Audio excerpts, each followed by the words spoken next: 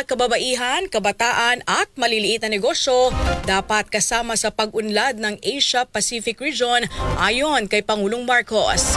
Ang kasama natin sa balitang yan si Rajuman Chanel Salazar. RMN Live Report!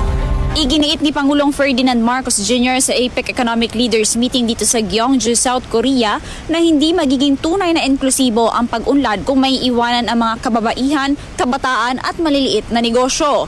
Ayon sa Pangulo, sila ang dapat maging sentro ng mga plano at programa para sa mas matatag at mas maunlad na Asia-Pacific Region. Naniniwalaan niya siyang dapat palakasin ng mga bansa ang sistemang tutugon sa energy security, digital transformation at modernong infrastruktura. Ngunit kasabay nito, kailangan masigurong may puwangan lahat lalo na ang mga sektor na madalas na hindi nabibigyan ng pantay na pagkakataon.